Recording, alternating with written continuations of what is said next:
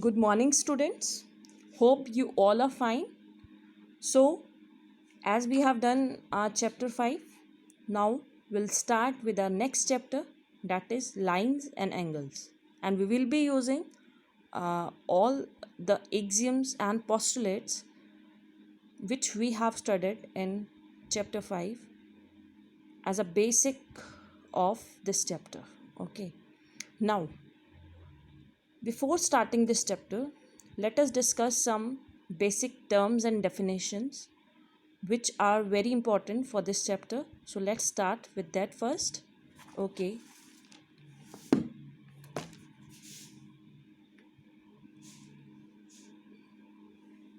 This is our chapter 6.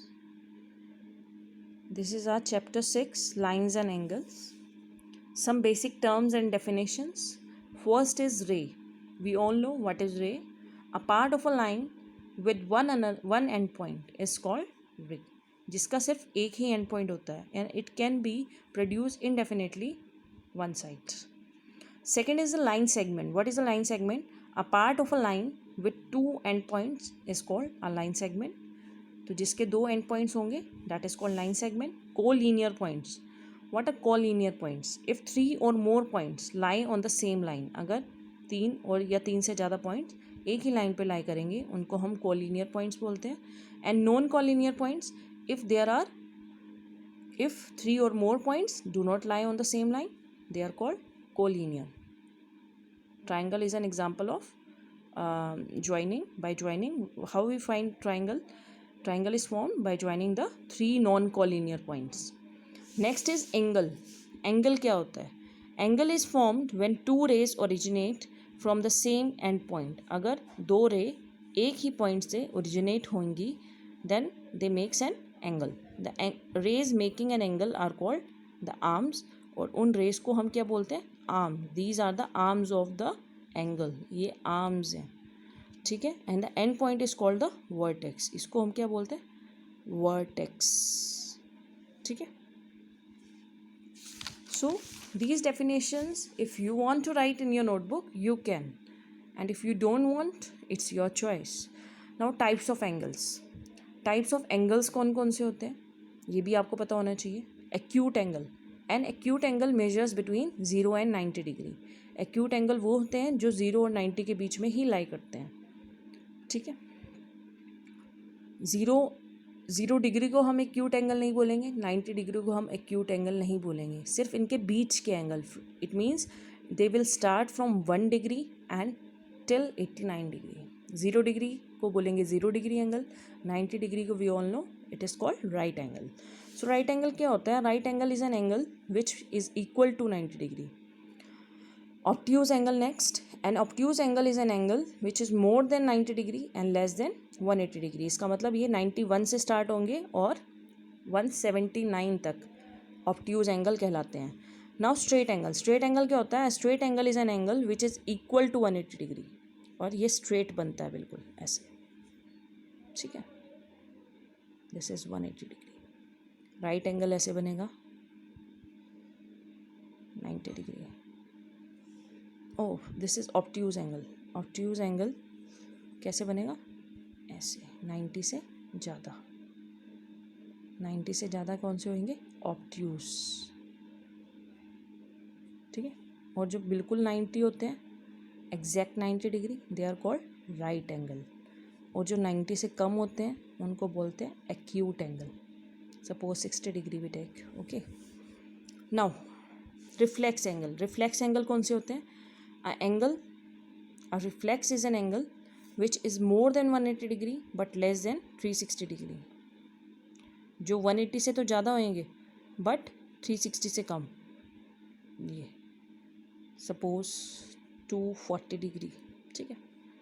ऐसे ही complete angle. Complete angle जैसे मान लो एक ये डॉट है and this is a complete angle, so ये 360 डिग्री का होगा. नाउ कॉम्प्लीमेंट्री एंगल्स कौन से होते हैं? 2 angles are set to be complementary if the sum of their measures is 90 degree. अगर 2 एंगल्स का सम 90 डिग्री होगा तो it means they are both complement to each other. Suppose 55 and 35, they are complementary angles.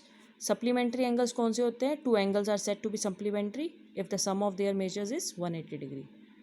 ठीक है, suppose 52 degree and 128, they are both supplement to each other. Now adjacent angles, ये सारी terms हम इस chapter में use करेंगे. Adjacent angles क्या होते हैं? Two angles are set to be adjacent if they have the same vertex, अगर उनका सेम वर्टेक्स होगा, and they have a common arm, और उनकी एक कॉमन आर्म होगी, जैसे ये. अब अगर हम इसमें कहेंगे तो एंगल ए ओ सी और angle B O C, they both are adjacent angles. Their non common arms are on the either side, और जो उनकी नॉन कॉमन आर्म्स होंगी वो आइदर साइड में होंगी of the common arm. Suppose ये वाला ले लिया, ये भी एडजेसेंट होएगा, A O B is adjacent to A O B and B O C are adjacent angles. तो इनकी जो नॉन कॉमन आर्म्स हैं they are on the either side. Then is a linear pair.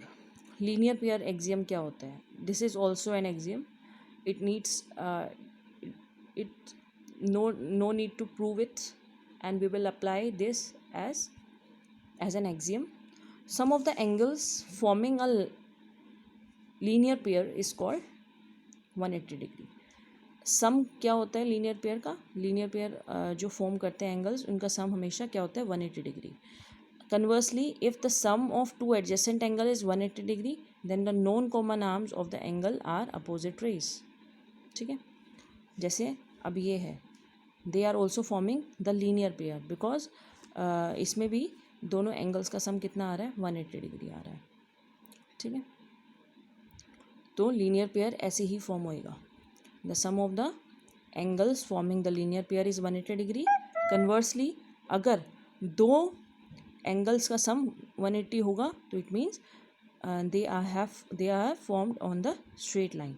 तो हम ये कह सकते हैं कि A B is a straight line. ठीक है, ये भी होगा. Then the vertically opposite angles. Vertically opposite angles क्या होते हैं?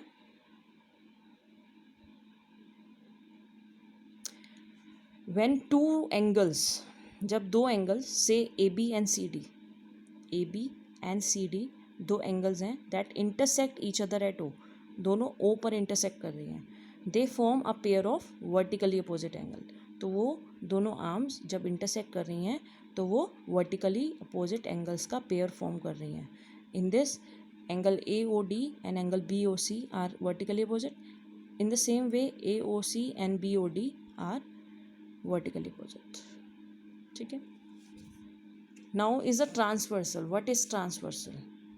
अ line which intersects two or more lines at distinct points is called a transversal of the given line.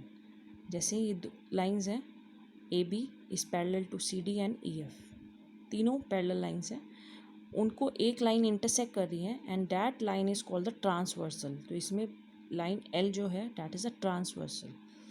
ठीक है, ऐसी line which intersects two or more lines, two more parallel lines भी बोल सकते हैं, या lines, we can say lines either they are parallel or not at distinct points is called a transversal of a given line. जैसे A B C D, ये A B C D और E F तीन lines हैं, ये एक line से cut हो रही हैं, तो ये जो एल है ना, तो इसमें L is a transversal. L क्या है? ट्रांसवर्सल है. ठीक है. Now let's start with theorem first. अब थ्योरम 1 क्या कहते हैं? ठीक है, दो लाइंस इंटरसेक्ट करती हैं, वो वर्टिकली अपोजिट एंगल बनाती है. मगर अब ये थ्योरम क्या कहती है? अगर if two lines intersect each other then the vertically opposite angles are equal. And we all know कि theorems are need to be proved. Theorems को प्रूव करना है, थ्योरम्स को प्रूव करना ज़रूरी है. Axioms need not to be proved, है ना. Postulates are, these both are axioms and postulates are the universal truths, we can accept it without any proof, but theorems need to be proved. अब इसमें कह रहे हैं दो lines intersect कर रही हैं आपस में, तो प्रूफ करिए कि वर्टिकली अपोजिट एंगल्स इक्वल होंगे. अब इसमें गिवन क्या है कि A B and C D are two lines that intersect at O. ये दोनों ओ पर इंटरसेक्ट कर रही हैं. प्रूफ करना है कि A O C equals to B O D BOD and AOD equals to BOC. Proof करते हैं, ठीक है। अब हम कहते हैं कि AB एक लाइन है, AB is a line, AB एक लाइन है, रे OD, पहले हमने रे OD स्टैंड्स ऑन इट। अगर हम ऐसे लें सिर्फ ये कि AB is a line, AB एक लाइन है, रे OD इस पे स्टैंड है, then what we can say कि angle AOD plus angle BOD equals to 180 degree. That is why it is 180 degree. The reason is linear pair axiom, जो हम already पढ़ चुके हैं। अभी मैंने आपको समझाया है यहाँ पे लीनियर पेयर एक्सियम कि sum of the angles forming a linear pair is 180 degree. Conversely अगर भाई एक स्ट्रेट लाइन पर एक रे स्टैंड है, ठीक है, कन्वर्सली हम कहते हैं एक स्ट्रेट लाइन पे अगर एक रे स्टैंड है तो जो वो दो एंगल्स बनाएंगी उनका सम क्या होगा, 180 डिग्री होगा। सो इसमें हम यही कह रहे हैं प्रूफ में कि ए बी एक लाइन है, OD is a ray that stands on it, तो angle AOD plus angle BOD equals to 180 degree होगा। That is linear pair axiom. Now ऐसे ही हम कह सकते हैं कि CD is a line, CD एक लाइन है and OA stands on it, ray OA stands on it, इससे हो जाएगा AOC plus AOD equals to 180 degree. That is linear pair. तो फ्रॉम 1 and 2 दोनों ही 180 डिग्री के इक्वल हैं, तो दोनों आपस में भी इक्वल होंगे। The things which are equal to the same thing are equal to one another by axiom 1 of Euclid. तो ये आ जाएगा AOD plus BOD equals to AOC plus AOD। If equals are subtracted from equals, remainders are equal, ये भी कह सकते हैं।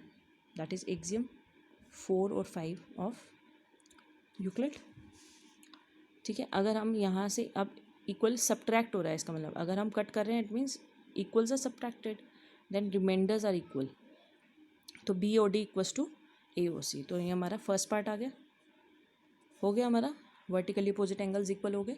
Similarly हम कह सकते हैं कि AB is a line, AB एक लाइन है, अब इसमें हम ले लेंगे ray OC stands on it, OC stand होगा तो क्या हो जाएगा AOC plus BOC equals to 180 degree. ऐसे ही हम ये ले लेते हैं similarly CD is a line and OA stands on it, ठीक है, तो ये होगा AOC plus AOD equals to 180 degree. Reason is linear pair axiom. So from 3 and 4 this is our 3 equation and this is our 4th equation। अगर हम दोनों को लेते हैं तो क्या हो जाएगा, AOC से AOC कट हो गया, it means if we subtract equals from the equals then remainders are equal. So इससे आ जाएगा BOC इक्वल्स टू AOD, जो हमें सेकेंड पार्ट प्रूफ करना था। सो इट मीन्स इफ़ अगर दो लाइंस इंटरसेक्ट होगी तो वर्टिकली अपोजिट एंगल्स इक्वल होंगी। मगर जहाँ जहाँ हमें एग्जांपल्स में या क्वेश्चन में हमें इसको यूज़ करना होगा, so we will use it directly. Now we can directly use the result of this theorem.